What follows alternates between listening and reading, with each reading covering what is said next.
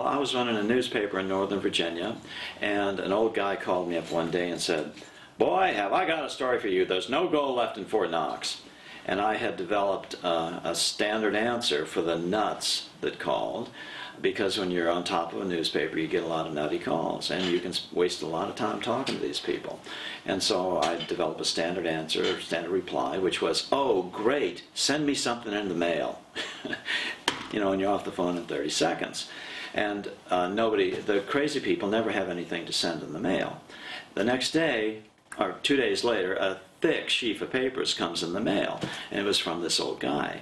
And his name was Ed Durrell. He was a wealthy Ohio farm implements manufacturer who had basically retired to pursue his hobby, and that was to try to make the federal government, the U.S. government, do a physical audit of the gold reserves in Fort Knox. A reasonable thing to do, seeing as how in Fort Knox at the end of World War II had been collected the largest hoard of gold bullion ever to be assembled in the history of the world. Some 72% of world gold had been stashed in Fort Knox because they didn't know what the outcome of World War II was going to be. So they stuck it over here because they figured it would be safe. They stuck it in the United States because they figured it would be safe.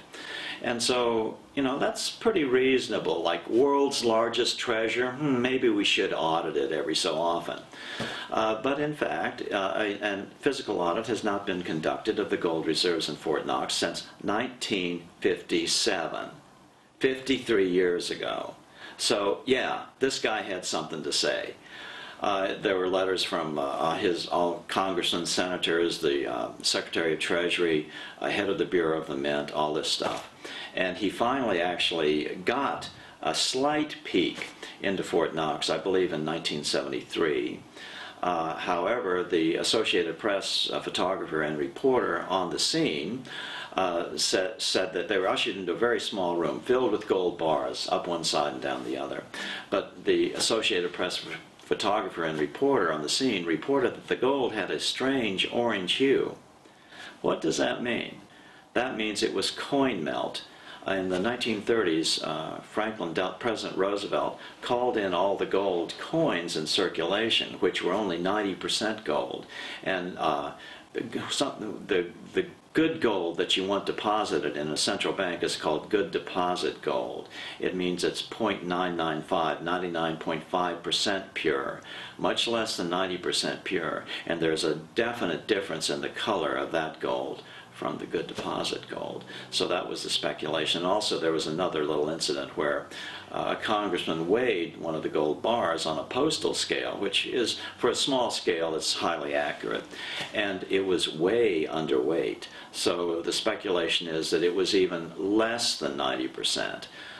So in other words, if they had any good deposit gold to show, and of course the Treasury is still showing millions of pounds, supposedly, of good deposit gold in Fort Knox. If they had any of it, even one brick, they would have shown it, but they couldn't, and they didn't. And so there's none there. And so I went, well, that's interesting. Obviously, the government's hiding something, but why? Why would they do this? And it took me about 10 years to really stumble onto the whole Federal Reserve, fractional reserve lending thing, and I wrote a book about it in 1992, and someone read that book and liked it and decided he was going to finance the making of a documentary video on the topic so that it would be more accessible to the average person, so that it would be a more effective political tool. And so we went right to it, and that was The Money Masters, which we released in 1996, filmed in 1995. Going in the Bank of England Museum for the first time to film tally sticks for the first time in history, as far as I know. It was our camera that filmed a tally stick.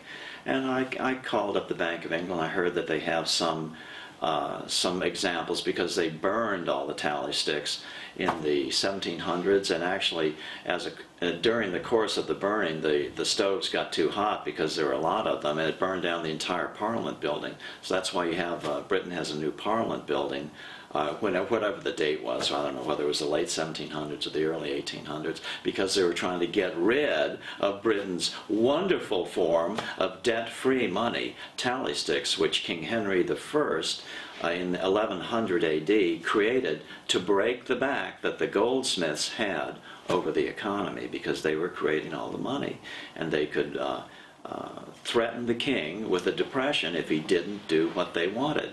King realized, this is not sovereignty, I'm the sovereign, I want to be the sovereign, so he issued his own money, which were just sticks of wood, and that's what a tally stick was.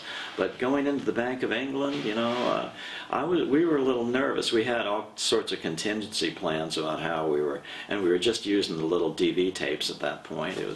Wasn't even digital video. It was shot in high 8, so it was very grainy and didn't have good low light response.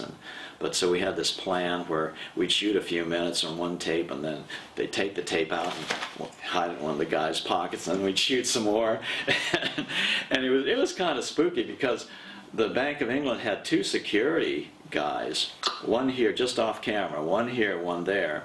And so I saw this scene going on, and I had some really nasty things to say about the Bank of England, so I shuffled the scenes all around so that I shot the most innocuous stuff first, and then gradually it got worse and worse and worse, you know, and more critical of the Bank of England. And I saw that the security guys were getting a little nervous, you know, and so I thought, I think we better get out of here.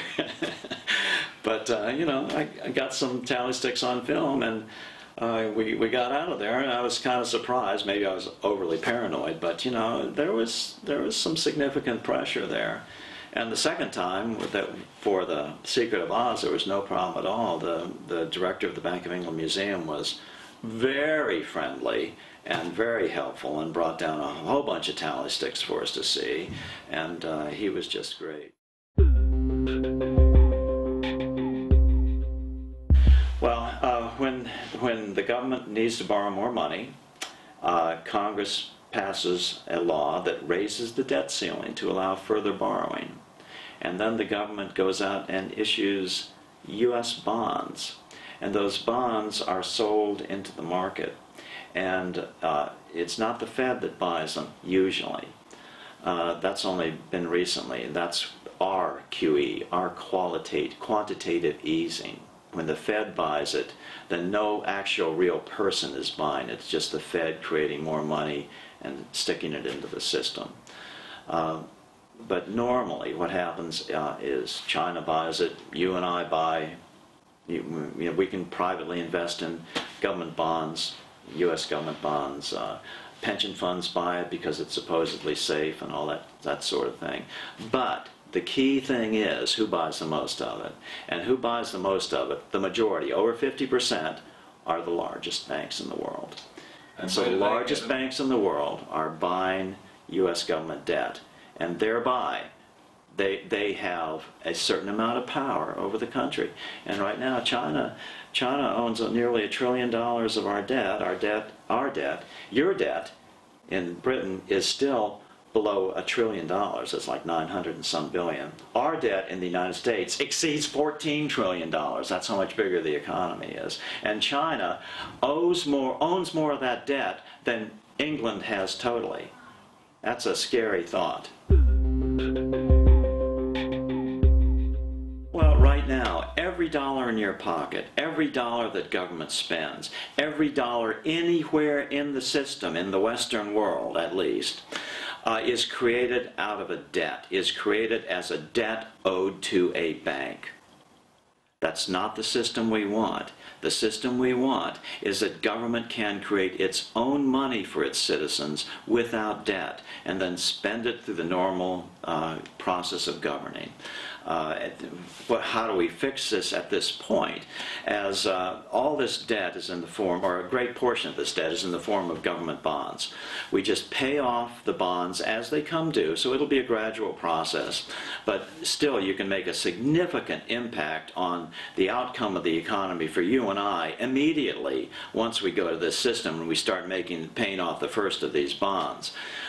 just pay them off with the new money instead of with the debt-based money. In the case of the United States, that's Federal Reserve notes. The only change to the average person is you change it back to the way money was created by Abraham Lincoln. That's you put out U.S. notes instead of Federal Reserve notes.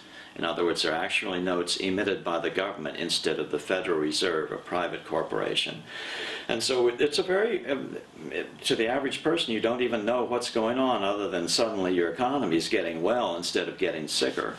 And that's the money creation process as it is and as it should be. You know, simple interest is just where you you take out a loan of £100,000 and you just pay the bank $10,000, you know, 10%. One time, that's it. Where compound interest, the interest accrues on a monthly basis or an annual basis, and so you have a £100,000 note, you pay off £10,000 the first year. Well, that's not the only interest you're going to pay. Then you're paying interest on the £90,000 and the £80,000 and the 70, and so you end up paying 2 or 3 times as much as the actual note instead of just the simple interest, the 10%. That if a bank has, let's say, cash assets, there are other types of assets that are included in this formula, but let's say a bank is worth in cash £100,000. Well, so you'd think, well, gee, then you can lend out $100,000, right? Wrong.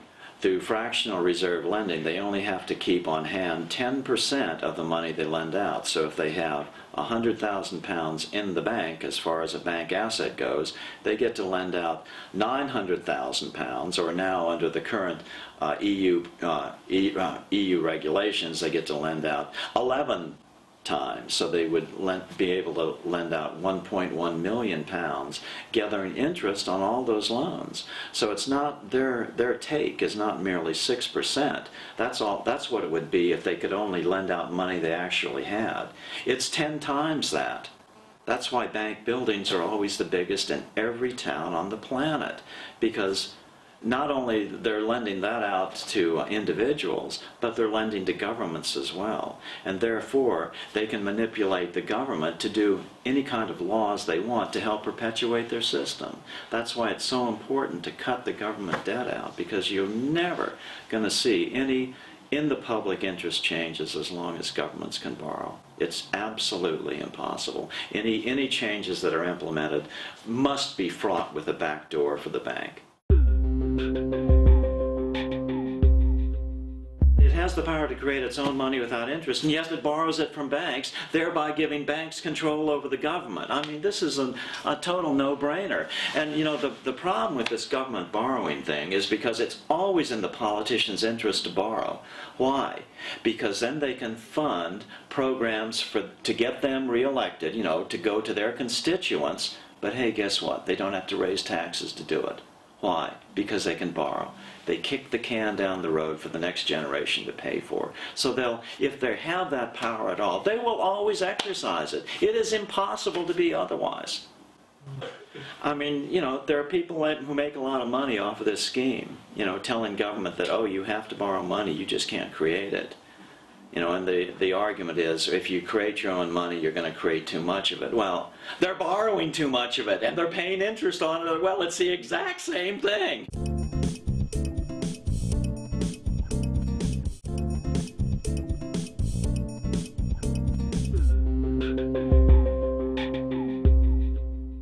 Right now, for example, if you had £100,000 in your bank account, and I came to you and said, I want to buy a house right now in Great Britain, and I need £100,000 to do it, would you loan it to me at a fixed rate of interest, let's say 6% for 30 years in this uncertain climate?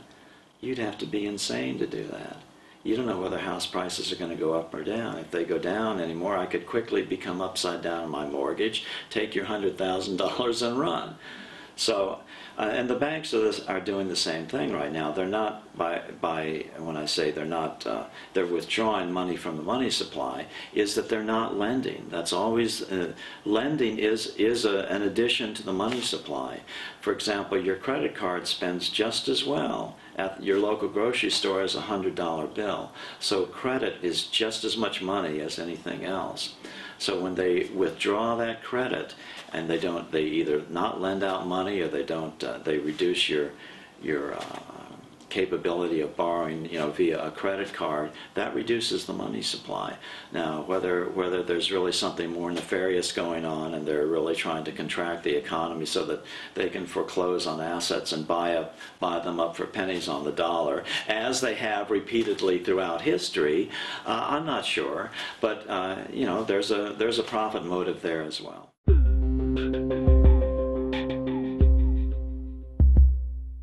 The Jekyll Island thing played a big role. I mean, that's where the whole Federal Reserve scheme, they tried to get through the entire first decade of the 1900s unsuccessfully.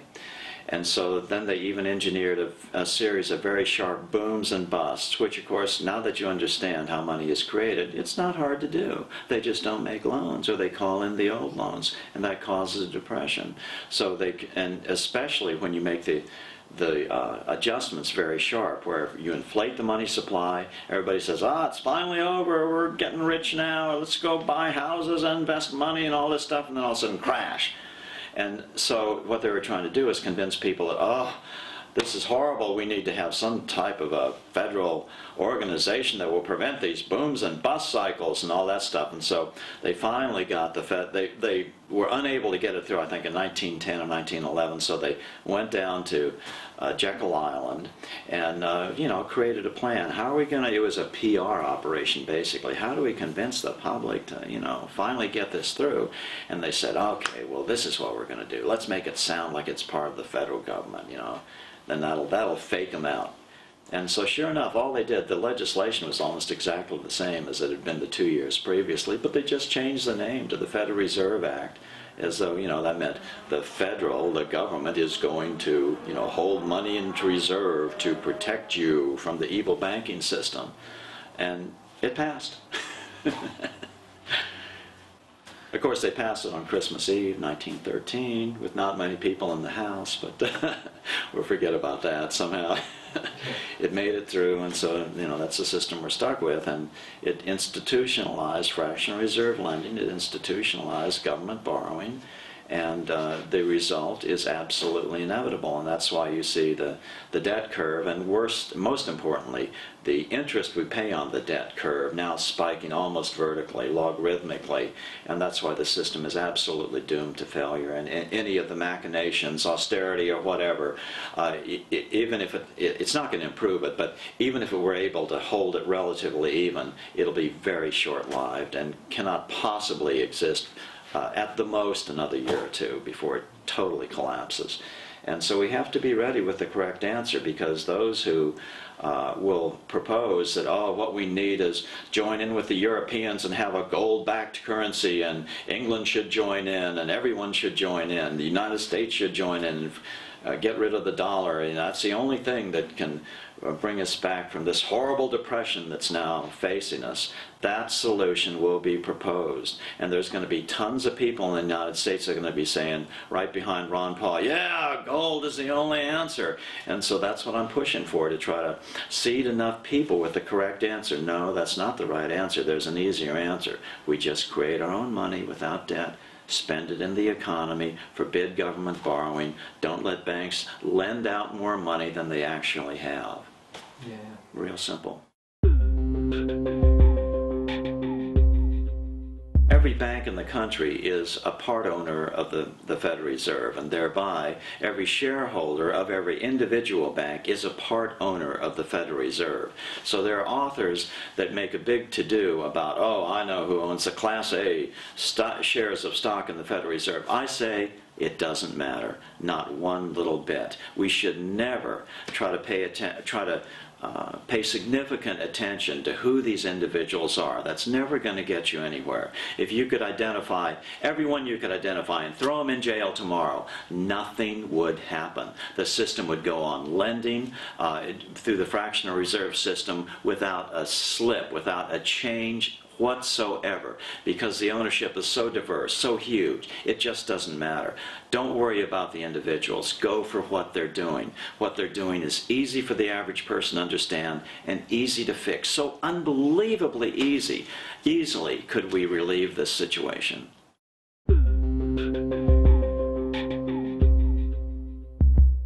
One of the senators on the Banking and Currency Committee that interviewed Alan Greenspan when he was going up to be Federal Reserve Chairman. And they said, the reporter said, how come you nominated him? And they said, the senator said, well, we couldn't understand a word he said, so we figured he must know what he was talking about.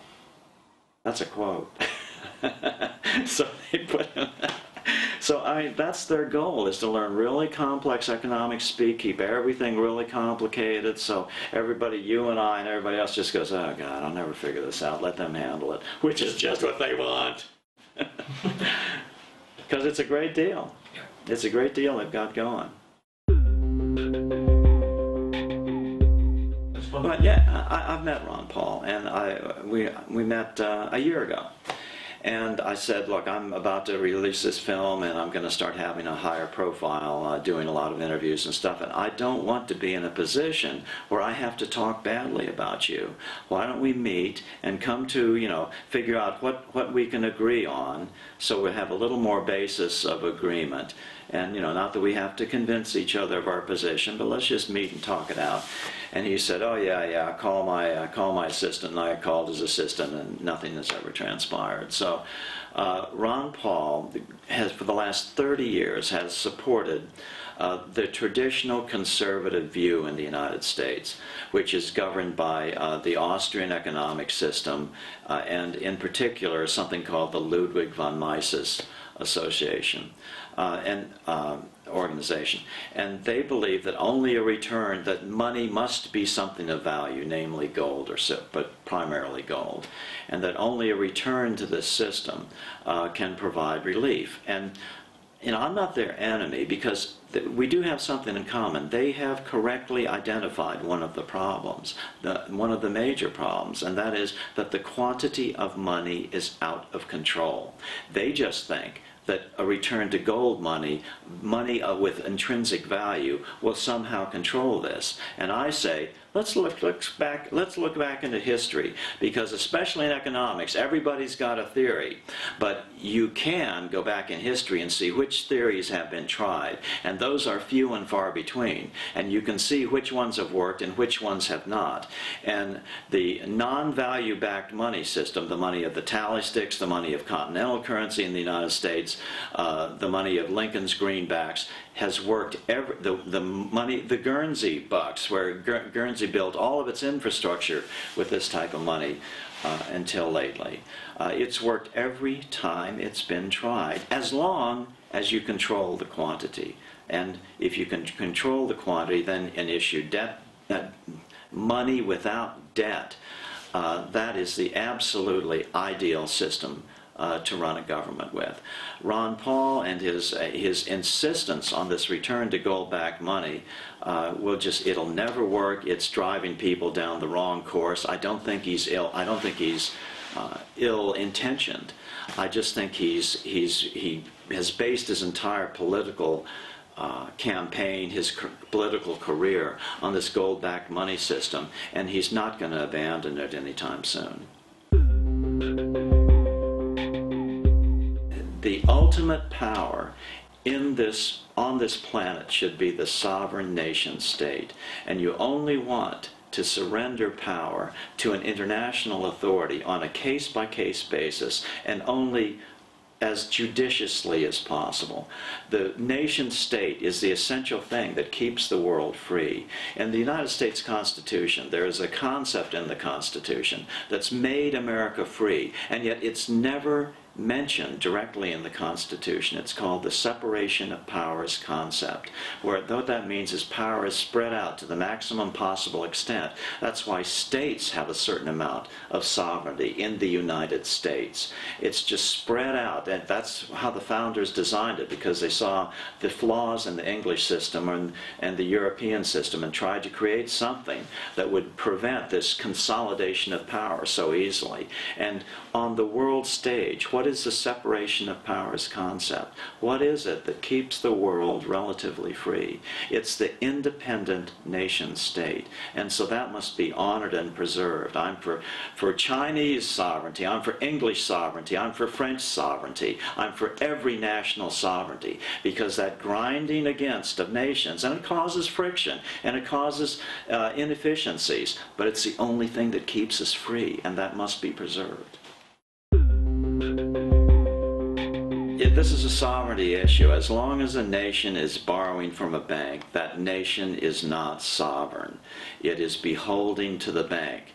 Why? Because if the bank won't continue, if it stops continue loaning to the government, then it basically has a threat over the government's head. And King Henry in England in 1100 AD saw this, and that's exactly why he created tally sticks, to take that money power away from the banks and put it into the hands of the sovereign. And in that time it was the king. In this time it would be the duly elected representatives of the people, namely in England the Parliament, or in the United States Congress. This is also a quantity issue. That's why the second great pillar is that banks should not be allowed to lend money that they don't have. Sounds fair to me. You should only be able to lend money you actually have. And if we have that situation along with forbidding government lending, that is the solution to our problems. That is the only solution. Until those two problems are addressed directly, we will never be able to fix this. We are not going to come out of this. The economy, every economy in the world is going to continue to spiral downwards, returning humankind to a state of serfdom from whence we've spent the last thousand years trying to escape.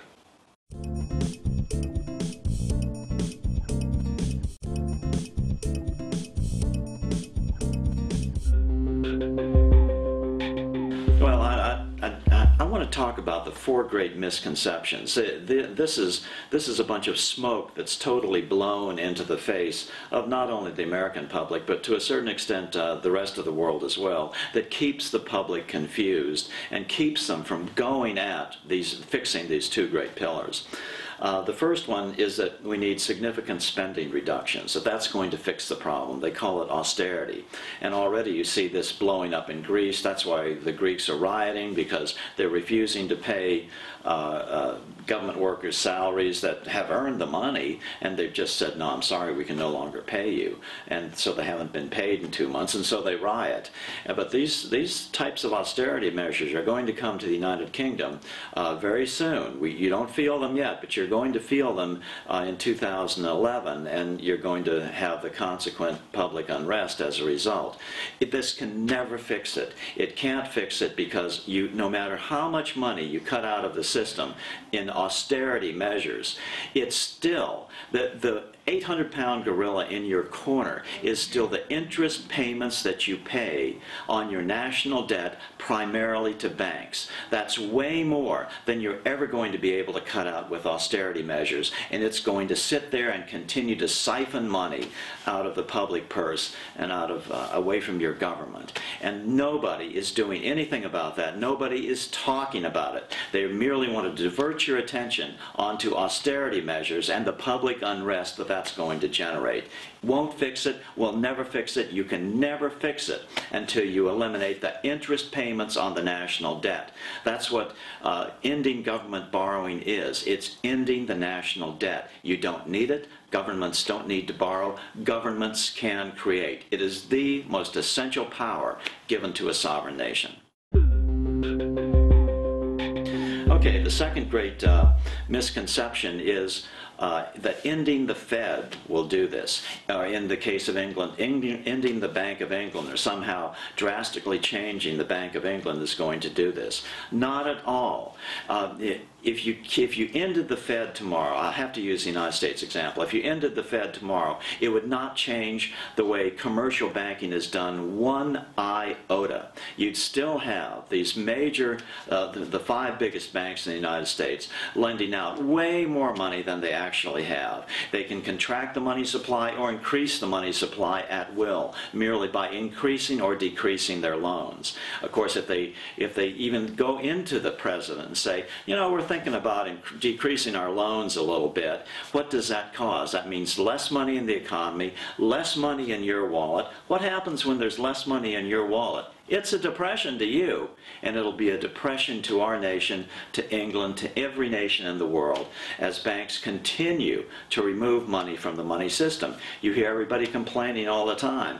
Why aren't the banks lending? Because they don't want to lend. They want to decrease the money supply to somehow accentuate this crisis. And it's a big problem, and we're not going to fix it until we address these problems directly, instead of falling for these smoke screens that somehow, if we just fix the intermediary guy, we're going to fix it. But you have to go directly to the siphoning off of money through interest payments on the national debt. The third great misconception is that an answer is a return to gold-backed money. That's the solution you will see brought forward, if not this coming year, in the next year. It's a trap, and that is the very basis, the essence of why I created the film The Secret of Oz. It's to show that historically gold has never worked, it will never work, it has never worked for the cause of freedom, for the average individual, for the average citizen, ever, any nation, anywhere in history. Gold only works for the richest guys. It works great for them. They have a term for that. It's called plutocracy. It works great to empower plutocracy. It does not empower democracy. It does not empower freedom. The fourth great misconception is, you hear this every day on TV, but from both politicians and others. You'll hear them say, well, the government is just printing money like crazy, and that's the problem. We have to get in there and pay down the national debt. We don't print money. We borrow money, and then after we borrow the money, then we give it away through these various stimulus programs, giving it mostly to the big banks. So it's just a great misconception. So no wonder people are confused and have no idea what's going on. They're going to have a less profitable business model, but we don't want them to cease to exist. What we absolutely do not want is to have that lending function move under the umbrella of government. That's essentially a communist system. That's, in fact, the fifth plank of the Communist Manifesto, is that the government does all the lending, actually, as well as controlling the money supply. So we don't want that. For example, there's a very famous money reform person in the United States who believes that government should also do all the lending, that we don't need commercial banks anymore. And as I said to this person, I said, well, what happens when Bill Still, monetary reform guy, goes into the government bank and wants to mortgage to buy a house? And the government goes, this guy, enemy of the state. No, he's not getting a loan. So what's my remedy? You know, what am I going to do then? Do I just say, oh, guess I don't get a house? You know, where in the commercial system, well, this guy didn't want to lend, well, I'll go to this guy, maybe he'll lend. So what's my remedy? And the person kind of scratches their head and goes, well, you could sue the government. That's not a solution. You know, maybe my grandchildren might eventually see the results of this suit, but certainly it wouldn't do it. It'd be no remedy at all for me. So, you know, you just can't have that. You need that competitive atmosphere out there in banks to create a better product to attract customers. I mean, that's the essence of what drives society onwards, to being creative and doing new and wonderful things. So you don't want to destroy that. You want to still have that competitive nature of banking. People are going to be struggling. People right now are struggling for answers. which is why you're here, because you see that things are not going well right now. So the things we're being told don't seem to be working very well. And of course, it's probably even worse in the United States than it is here in Britain. Britain hasn't seen anywhere near the house price value decline that we have in the United States. So whether you're yet to feel that, or whether you're going to take steps and ameliorate that so that the decline is more gradual, I don't know. But what we clearly need to do is, step number one is to eliminate government borrowing. Thomas Jefferson said, complaining about our own U.S. Constitution, that was his only complaint, that it allowed the government to borrow. And he foresaw that banks would quickly consolidate power, and you'd quickly lose government sovereignty as banks got more and more money and were able to buy more and more power with that increased amount of money. And that's the situation we find ourselves in. And so any other attempts at monetary reform are doomed to failure until you stand rightly on that first pillar of monetary reform, eliminating the ability of governments to borrow. Then the second thing you need to do is eliminate the ability of banks to lend money they don't actually have. It's just like you or I. If we lent money at interest that we didn't actually have, we'd be thrown in jail for fraud and counterfeiting. And it should be the same penalty for the banks. If you just took those two steps, all other things could be worked out very easily. Government has to do it. That government is the only thing that stands in the way of serfdom, of plutocracy. That's what government is. It's so that you and I can have some power. Right now, the banks so control the government that we've lost sight of this fact that government is actually ours. It's the only thing we have to make us relatively free, to make society relatively equal in any way. And we have to re-empower government. We have to force government to take back the money power, to quit borrowing from banks, and to take that control of the quantity of money back into its hands by not allowing banks to loan money they don't actually have. It's just a two-step process. It's pretty simple.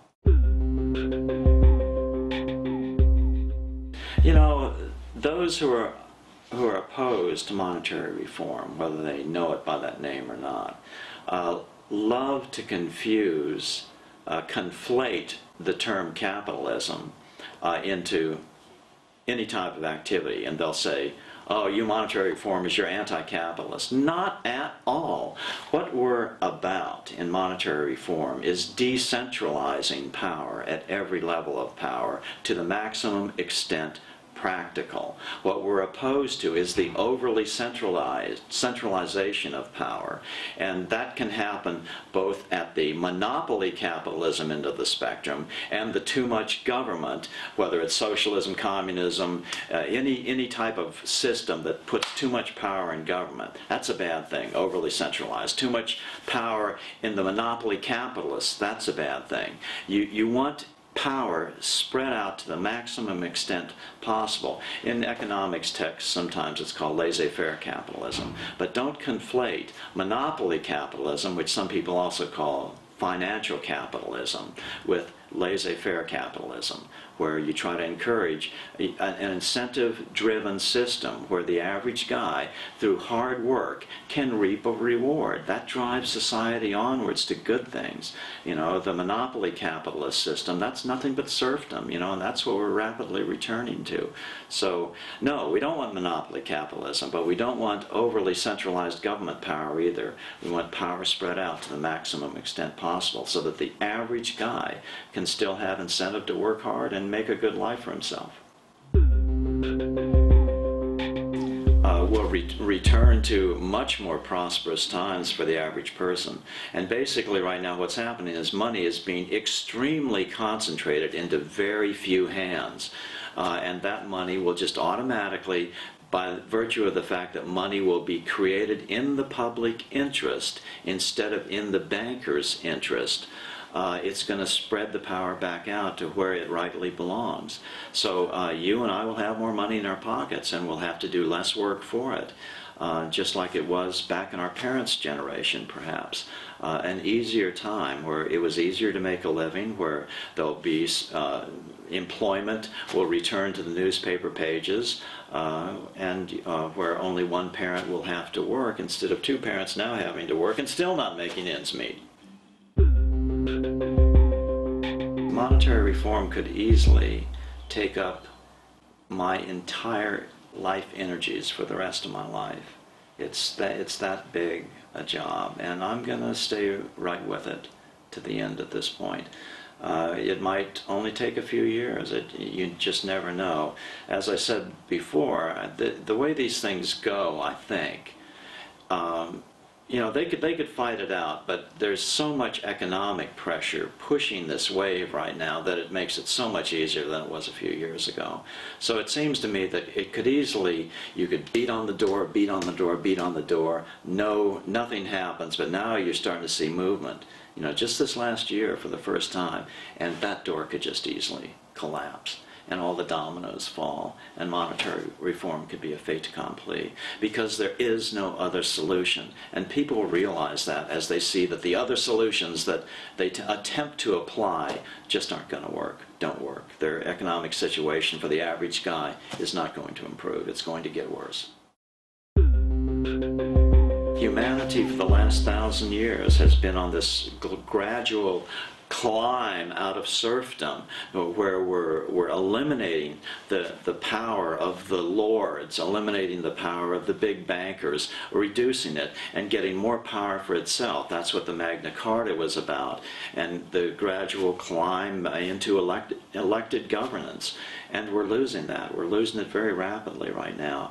It's an inverse relationship. As the debt goes up, the freedom is going to go down, and we've got to reverse that trend. And there's only one way to do it, and that's to get in touch with your elected representative and get him on these two issues. No other issues really count.